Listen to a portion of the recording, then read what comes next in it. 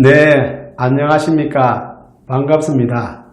오늘은 문재인 대통령이 집값 원상 회복에 대해서 이야기하셨는데, 만약에 강남 아파트 가격이 원상 회복되면 어떠한 경제적 효과가 나타나는지에 대해서 한번 알아볼까 합니다.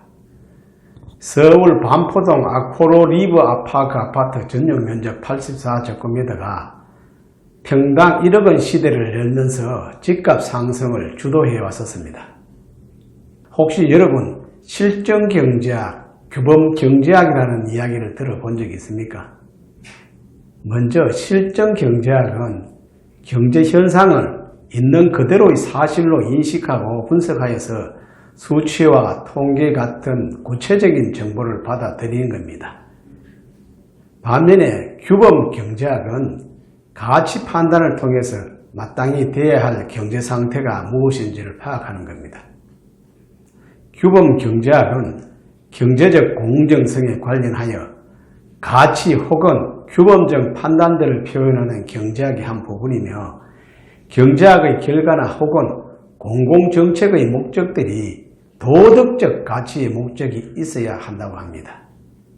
이 규범경제학이라는 것이 주관적 가치 판단에 따라 경제는 도덕적, 윤리적으로 이래야 옳다는 명분에 집착하게 됩니다. 문재인 정부의 주요 정책들이 대부분 이렇습니다.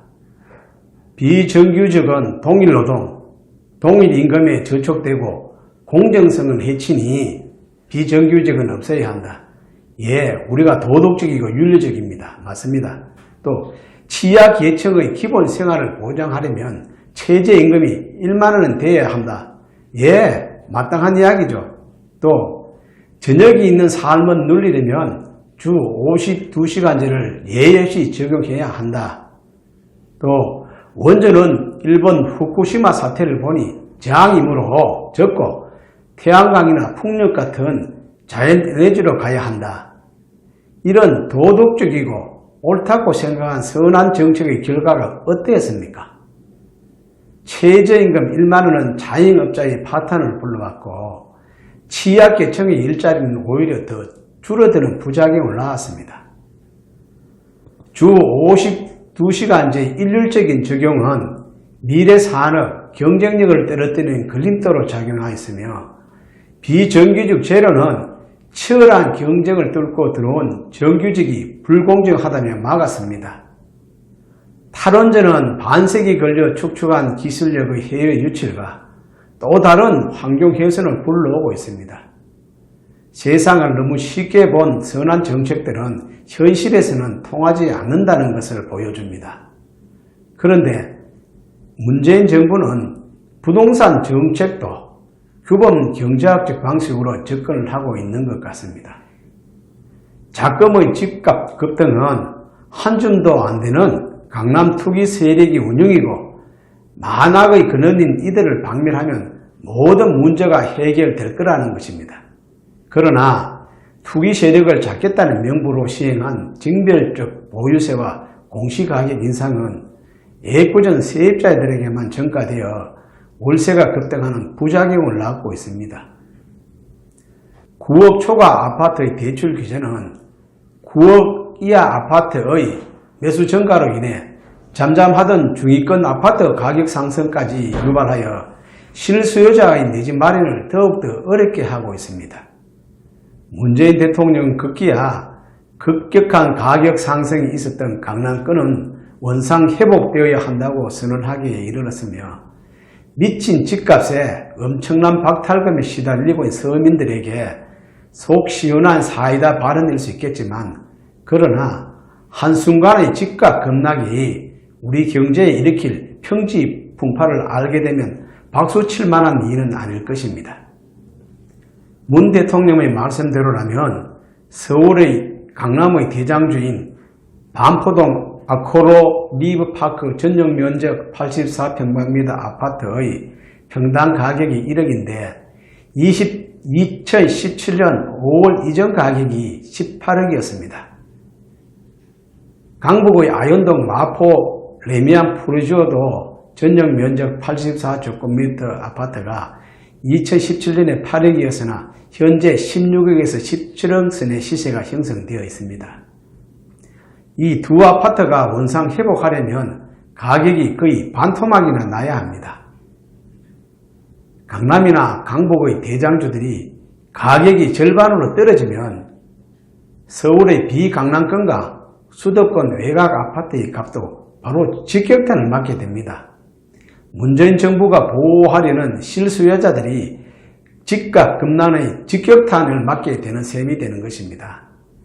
집값이 하락하게 되면 우선 집을 사기보다는 전세로 있어 보자는 심리가 확산되어 집값은 하락하는데 전세값은 올라 집을 팔아도 전세금을 반환하기 힘든 깡통 전세까지 등장하게 된 겁니다. 이 같은 하우스 푸어의 대량으로 발생함에 따라 주택담보대출을 상환하지 못하는 가계가 늘어나면서 금융권 부실은 점점 더 커지게 될 것입니다. 금융회사들의 신규 대출 여력은 줄어들게 되고 그렇게 되면 투자와 소비가 꽁꽁 얼어붙게 됩니다. 민간 소비가 국내 총생산에서 차지하는 비율이 50% 정도 수준임을 감안하면 경기는 불황의 나락으로 떨어질 수밖에 없으며 문재인 정부의 경제 성장률에 즉 치명타로 작용하는 것입니다. 집값 폭락은 외환위기까지 불러들일 수 있는 상당한 위험 요인입니다. 부동산 가격이 폭락하게 되면 은행 대출권의 담보 부실화로 이어지게 되고 은행도 국제 신인도 하락에 따른 해외 차입 제한과 외환 부족으로 전개되는 양상으로 될 것입니다. 만약 강남 아파트의 가격이 반토막 나는 일은 없겠지만 만약 반토막 난다면 2008년 글로벌 금융위기 같은 대공황이 발생할 것이며 깡통 주택 증가에 따른 하수푸어 양상은 말할 것도 없고 금융권 부실과 민간 소비의 침체 그리고 심지어 외환위기까지 조장할 총체적 재앙의 불씨가 될 것입니다. 문재인 정부가 이런 위험을 몰랐다면 무지한 것이고 알고도 시행하려 한다면 정말 무모한 짓입니다. 문재인 정부의 우격다짐식 부동산 규제는 타이밍도 별로 좋지 않는 것 같습니다. 경제가 불황으로 가는 가운데 부동산 시장 활성화 방안을 추진해야 함에도 불구하고 반대로 냉각을 유도하고 있기 때문입니다. 공급이 딸리는 서울 지역을 제외한 지방에서는 부동산 규제와 불황이 맞물려 쉬는 소리가 점점 더 커지고 있습니다. 규범 경제학과 대척점에 서 있는 것이 실정 경제학입니다. 경제 현상을 있는 사실 그대로 객관적으로 분석하고 경제 현상들 사이에 존재하는 인과관계, 원인과 결과를 발견해 미래 변화를 예측하고 대응해야 합니다. 부동산 시장은 인간의 도덕적인 면보다는 경제적, 이기적 욕망이 실험하는 복잡하고 다양합니다. 너무 도덕적, 윤리적 명분에 집착하다 보면 엉뚱한 결과가 초래하게 됩니다.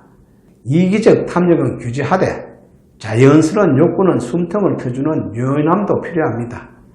부동산 시장을 너무 주관적, 도덕적, 윤리적 관점으로 볼 것이 아니라 다주택자나 강남의 투기 세력이 집값 상승이 원룸이라는 이러한 도덕적, 윤리적 관점으로 볼 것이 아니라 현실을 직시하는 객관적인 경제정책, 실정 경제학의 방법으로 풀어보는 유연함이 필요하지 않을까 생각해 봅니다. 네, 제 이야기는 오늘 여기까지입니다. 감사합니다.